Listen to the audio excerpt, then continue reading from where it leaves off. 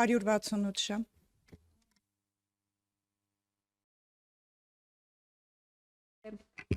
Այսօր կրկին ադրբեջանական կողմը կրակել է Խոզնավարի ուղղությամբ տանտանիք է վնասել մանր եղջերավոր անասունի։ Բնակիչները կարծիք են հայտնել, որ հնարավոր չէ ադրբեջանական կողմը իրենց դիրքերից կրակի եւ հասնի գյուղի կենտրոն, հնարավոր է տեղաշարժ կա։ Դուք էսկալացիայի վտանգ տեսնում եք։ Երեք Սուրեն Պապիկյանն էլ ասաց, որ ադրբեջանական կողմը հերքել է, որ իրենք չեն կրակել։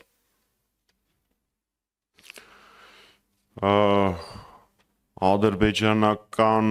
քարոզչամեքենայի խոսնակներ Հայաստանում շատ կան, շատ։ Դրա համար հիմնվել պաշտոնականի վրա, կարծում եմ, ծիծաղալի է։ Իսկ ինչ վերաբերվում է տեղաշարժի վտանգին եւ էսկալացիայի վտանգին,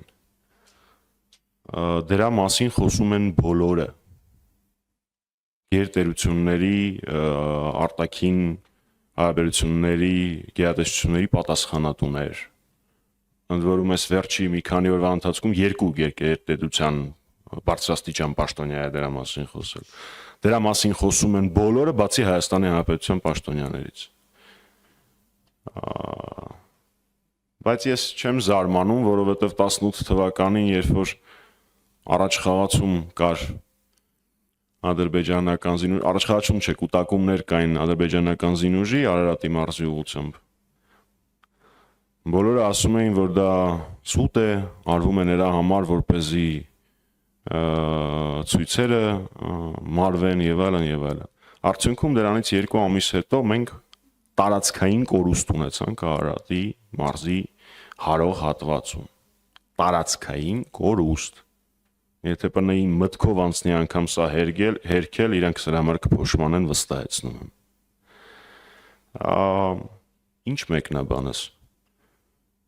Իրենք միտված են անել ամեն ինչ, որպեսզի սպիտակեցնեն Ադրբեջանին։ Էլ ինչի են տանջվում մամուլահաղորդագրություններ գրում, թող ուղղակի շեյր անեն էլի Ադրբեջանի բնեի հայտարարությունները։ Անհնար է որևէ բան ասել սրա մասին։ Տեղեկություն տեղաշարժերի կամ կուտակումների մասին ես տրամաբանորեն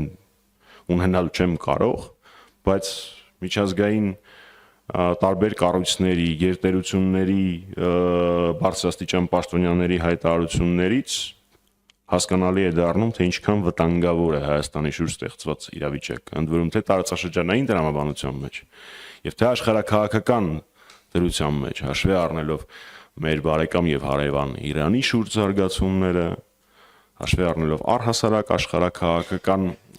իրավիճակը եւ աշխարհակարգի միջազգային իրավունքի վիճակը, բայց ամեն ինչ նորմալ է, ժողովուրդ մի անհանգստացեք, ամեն ինչ կկարգավորվի, ամեն ինչ վերահսկողության տակ է, որովհետեւ Հայաստանի Հանրապետության վարչապետի աթոռին նստած մարդը պատերազմի մեջ է, ուղղակի պատերազմի մեջ է Հայ Առաքելական Սուրբ Եկեղեցու